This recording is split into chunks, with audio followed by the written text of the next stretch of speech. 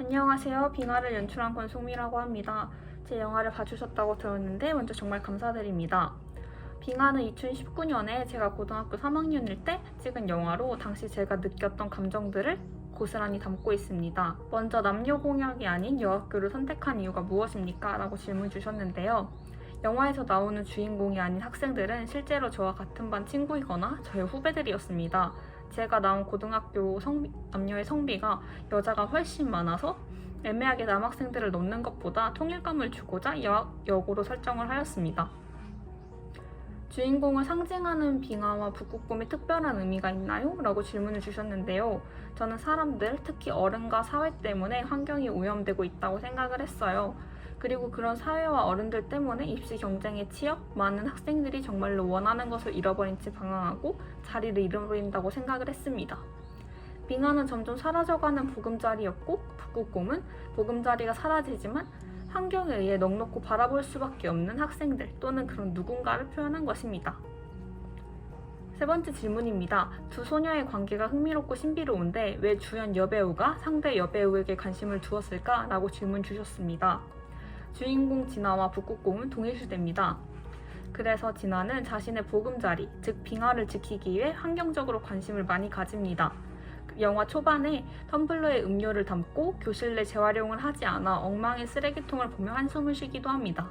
그리고 쓰레기를 줍습니다. 아무도 관심을 주지 않지만 은서는 같이 쓰레기를 같이 주워줍니다. 그 행위로 주인공은 얘도 나와 같은 북극곰이구나 라고 생각을 하고 관심을 가지게 됩니다. 영화 속 소녀들에게 좋은 결말이라고 생각하나요? 나쁜 결말이라고 생각하나요? 라고 질문 주셨습니다. 저는 나쁘지도 좋지도 않은 결말이라고 생각합니다. 영화를 처음 기획할 때부터 정해져 있던 결말이었지만 이게 배드엔딩이라고 생각하지 않았습니다. 저는 한국의 입시에 대해 비판하는 영화를 찍었는데도 저도 결국 대학에 갔고 지금 영화를 대학에서 공부 중입니다. 이런 제 모습을 나쁜 결말로 칭할 수 없는 것처럼 분명 그 과정은 아프고 주인공들에게 힘들었지만 대학 입시라는 틀에서 벗어나 자유롭게 그들이 원하는 것을 다시 찾을 수 있을 거라고 저는 영화 뒤에 그렇게 생각하기 때문에 그렇게 좋지도 나쁘지도 않은 결말이라고 생각합니다. 저의 영화를 재밌게 봐주신 모든 분들께 감사드립니다.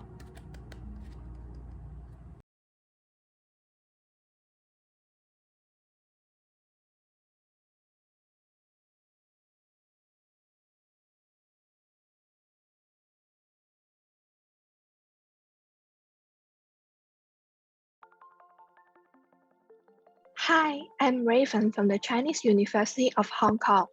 Thanks for the questions from all of you, and I will answer it one by one. The first question is that song famous in Hong Kong, or is a self-composed song? I'm glad that you like the song, because it's composed and sung by our friends. The melody changed from sad, self-abased in first and second verse, to grateful and confident in the chorus.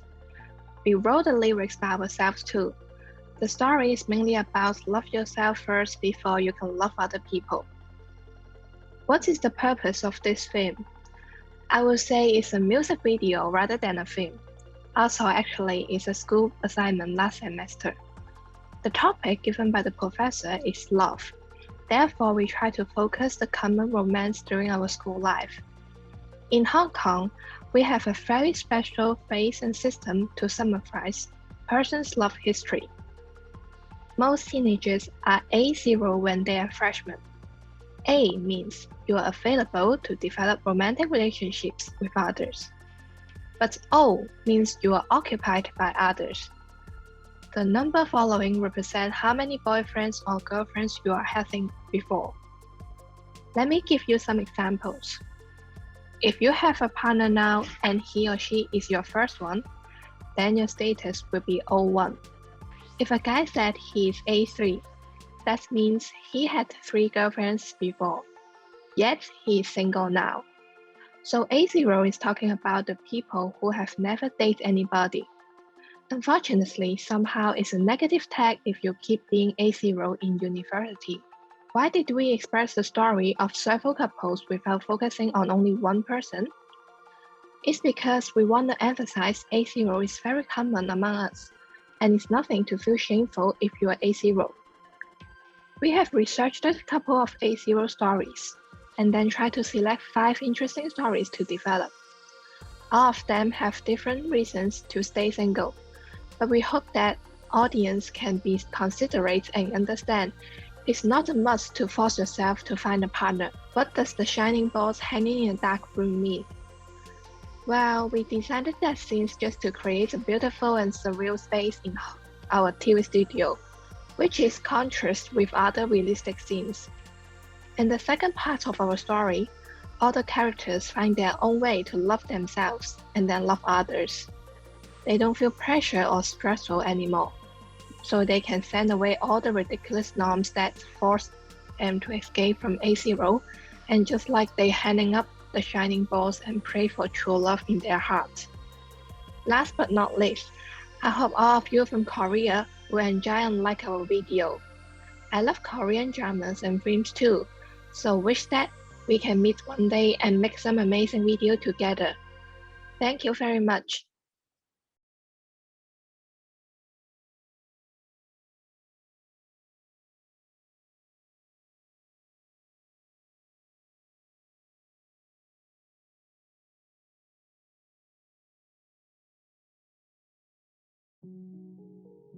Hello everyone, my name is Marcus Lam in Hong Kong, studying journalism in the Chinese University of Hong Kong. I'm one of the directors of the documentary Underground Idol. So what made you plan this documentary is that one of our directors, Caroline, she had a friend who was very interested in the Japanese culture, especially for the Underground Idol, and he also has many connection with the Underground Idol fans. So we found this topic very interesting because there are, I think, only a few media outlets have looked into this topic before. So we decided to make a short documentary about this, and eventually we found that this would be a very interesting topic to look into. So yes, and we invite you to to enjoy and watch our documentary. Is there still a high interest in Japanese culture in Hong Kong? Actually, I think for Japanese culture, it's more famous in like cuisine, and also people like traveling to Japan for entertainment and also like the scenic sports. But I think for popular culture is more popular or more famous of Korean culture instead, because I think Korean idols are more like influential in terms of like dancing, singing, and actually for the teens in Hong Kong, they think Korean idols are more energetic and handsome and beautiful. So I think for like popular culture, it would be more famous or more influential for Korean culture than Japanese culture. Yes. What was difficult about making this documentary? I think one of the biggest challenge would be COVID-19, because for the Underground Idol, they have their performances, and we want to shoot their performances. I think last year in March, but the pandemics began in March, and because of the people coming back to Hong Kong, so the government has imposed like restriction of gathering. So most of the performances are cancelled. So, but we were lucky that we can have a debut show of one of the Underground Idol team. So we got what we want in the documentary, and the visuals are pretty good for us as the first documentary I've ever made. So I think COVID will be one of the biggest challenge we had in taking this documentary. Do you still keep in touch with the girls in this documentary?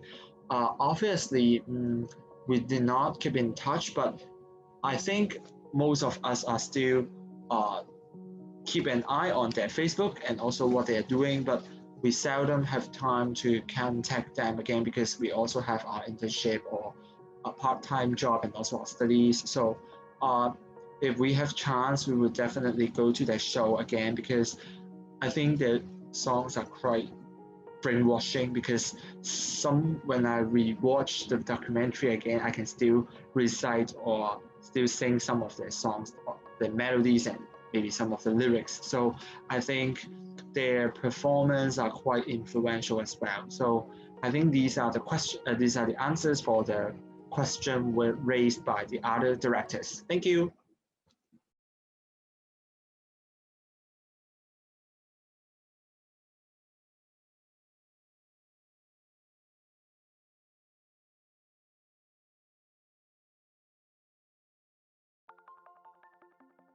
이 주제를 선택한 이유는 무엇입니까? 라는 질문이었는데 우선 저는 예술고등학교를 다녔는데요. 그때 2학년 때 다큐 촬영 과제가 있었고 당시에 저는 내가 가장 잘할 수 있는 이야기를 해보자 라는 생각으로 다큐가 아닌 다른 연출작의 시나리오를 이미 쓰고 있었습니다. 근데 그 연출작을 준비하면서 뭔가 덕질에 대한 의문이 생겼고 이 의문을 다큐로 풀어보기로 결정하게 되면서 다큐의 주제를 이렇게 정하게 됐습니다. 두 번째 질문은 작품 제작 중에 가장 어려웠던 점은 어떤 것이 있나요? 라는 질문이었는데 아무래도 인터뷰를 섭외하는 게 가장 어렵지 않았나 싶습니다. 다행히도 여러 인터뷰분들이 굉장히 열정적으로 인터뷰에 잘 임해주셔서 촬영이 되게 잘 끝낼 수 있었던 것 같습니다. 이 작품은 감독님에게 어떤 변화를 가져온 것이 있나요? 라는 질문이었는데요.